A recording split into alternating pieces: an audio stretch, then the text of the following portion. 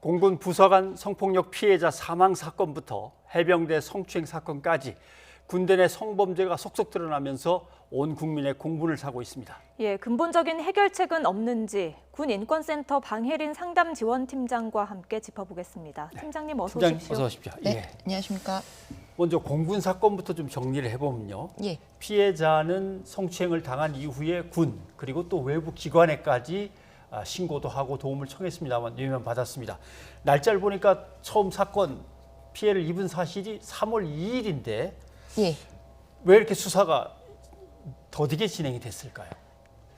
일단 처음에 피해자가 신고 사실을 부대에다가 보고를 했을 때부터 사실 드러난 정황들에 따르면 그 상사가 술자리 다시 불러가지고 너 저 신고 안 했으면 좋겠다 이런 식으로 회유하는 작업들이 좀 있었고, 어찌됐건 그 가족들을 통해서 부대에 신고가 들어가게 됐는데, 그 군사경찰에서만 조사를 일단 1차로 하고 그 뒤로는 피해자 보호를 위한 어떤 조치나 추가적인 군경찰 수사, 증거 확보 이런 노력들을 하지 않음으로써 피해자가 좀 심리적으로 고립되는 현상들이 좀 있었던 것 같습니다. 예, 이런 상황에서 유족 측이 기존에 제출했던 고소장 외에 추가 고소장을 제출했습니다.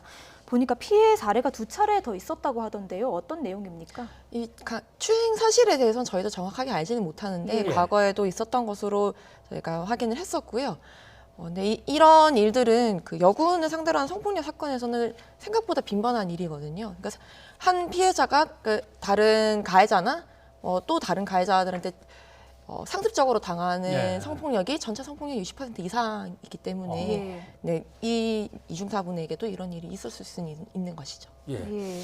보니까 국방부는 2015년에 앞으로 군내에서 성범죄가 있으면 원 스트라이크 아웃 엄하게 처벌하겠다 얘기도 하고, 그 종합대책 나온 거 보니까 피해자 중심으로 해라 또는 방조하거나 은폐하려고 하면은 엄히 처벌하겠다. 그럴싸한 게 웬만한 건 다 들어 있더라고요. 예. 근데 이렇게 대책을 세워놔도 안 되는 이유가 도대체 뭘까요? 첫 번째로는 그 성범죄에 대해 무관용 처벌을 하겠다면서 만들었지만 실제로 이 제도를 이용하는 사람들 성범죄에 굉장히 관대한 거죠. 그런 남성 중심적인 어떤 군대 문화들, 그다음에 조직 내에서 문제를 어떻게 해결해 보려는 어떤 폐쇄성들 이런 것 때문에 제도가 정비가 돼도 실제로 기능하지 않는 그런 모양들을 또 가지고 있고요. 또 제도가 너무 방만하게 여기저기서 막 덧붙여지다 보니까 실제 여군들도 피해 사실 당했을 때 내가 어떻게 행동해야 되는지, 어떤 것들을 지원받을 수 있는지 잘 알지 못하는 상황들도 있거든요. 예. 그러니까 이게 그냥 제도만 만들어져 있을 뿐 사용자에 대한 어떤 교육이나 안내나 그다음에 제도에 대한 점검이나 이런 것들 전혀 이루어지지 않았던 것이죠. 예, 피해가 일어나지 않는 것이 우선이지만 피해가 만약에 일어났다면 이후에 수사도 이제 잘 짚어봐야 할 것 같습니다. 예. 문재인 대통령이 엄정한 수사를 지시했고요. 군이 군 검찰과 군 경찰 그리고 국방부가 참여하는 합동수사단 꾸려서 수사하기로 했는데요.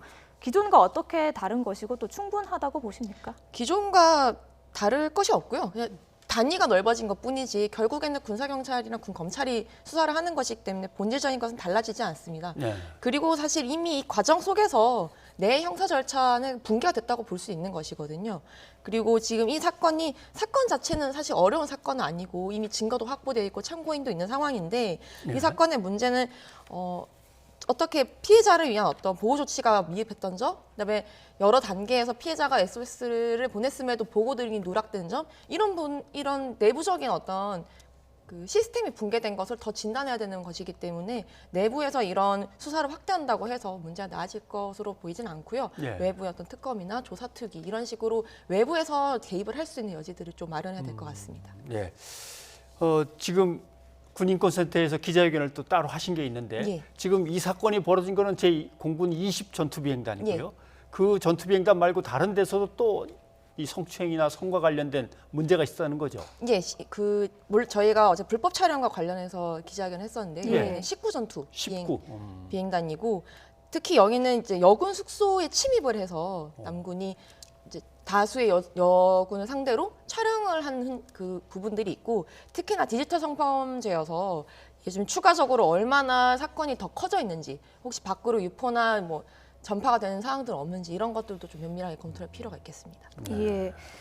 또 하나의 사건이 도마 위에 오른 게 바로 해병대 성범죄 사건입니다. 좀 충격적인 게 100차례가 넘게 강제추행이 있었고 또 피해자가 피해를 입었는데도 감사합니다 이런 이야기를 해야 했다고 하더라고요. 예. 그리고 또 뭐 가해자들에 대해서는 솜방망이 처벌이 내려졌는데요. 관련 내용 좀 짚어주시죠. 네, 이 부분은 이제 영내에서 일어난 병사 간 집단 성추행인데요. 그 해병대 고유 어떤 그런 기수 문화라고 하지 않습니까? 예. 뭐 선임에게 충성을 해야 되고 선임이 하는 말은 맞고 그다음에 선임을 신고를 하면 너는 해병의 적이다. 이런 교육들이 같이 동반되면서 병력 내 어떤 괴롭힘, 가혹행위, 폭행, 나아가서 성추행, 강제추행 등이 있었던 이 사건이고요. 네, 그 군사 재판에서 성범죄를 솜방망이 처벌하는 것은 어제 오늘의 일이 아니거든요. 실제로 실형 선고율도 10%로 민간 법원이 25% 비해서 너무 턱없이 낮은 수준이고 기소율 자체도 낮기 때문에 실제 사건이 안 되는 경우도 많은 것이죠. 그래서 과연 군사법원이 성범죄자들을 엄히 처단해서 피해자를 보호할 수 있는 기능들이 지금 있는가에 대해서 좀 근본적인 물음이 필요할 때입니다. 그런데 아까 그 군에서 60% 이상이 여러 번의 성추행을 당하는 일이라고 말씀을 해주셨잖아요. 네. 그러니까 뭐 피해자가 여러 명의 가해자로부터 피해를 입는 게 60% 이상의 비율이라고 말씀을 해주셨는데 네. 그게 이제 이렇게 약한 처벌 때문인지 아니면 뭐 군대 내의 위계적인 질서 때문인지 어떻게 보고 계십니까? 좀 다양한 부분들이 겹쳐져 있는데요. 그러니까 한 피해자가 여러 가해자에게 당할 수도 있고 아니면 한 피해자가 한 가해자에게 상습적으로 당한 것도 있고 좀 여러 가지 있습니다만 지금 이 사건의 그 공군 사건에서 볼 수 있듯이 신고를 해도 신고 체계가 기능을 하지 않기 때문에 결국에는 피해자들이 신고를 하지 않는 것을 선택을 하거든요. 그런 것들이 학습되다 보면 반대로 가해자는 내가 어떤 행위들을 해도 피해자 신고를 하지 않을 것이라는 확신이 생기는 거죠.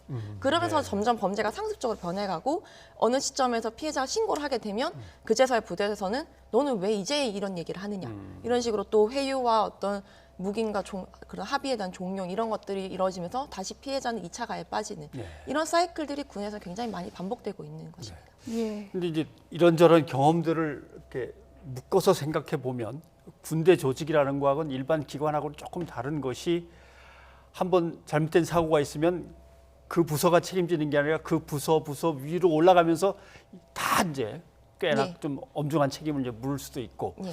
또 보면은 어느 정도의 부대장을 맡게 될 정도로 오랫동안 군 생활을 했다면 그 사람들과 다 얽혀서 함께 근무한 경험이 있거나 그렇죠. 또는 같은 BOQ나 같은 군인 아파트에 살다 보면 부인들끼리도 또 다 아는 사이거나 예. 이런 문제가 있어서 말씀하신 대로 이게 군에다 맡기면 군 문제를 제대로 밝히기가 어려울 것 같은 생각도 들고요. 그렇다고 민간 수사관들이 다 들어가서 항상 군에서 활동할 수도 없고 좀 난감합니다. 어떤 대책들이 필요한지 한번 좀 정리를 좀 해주시죠.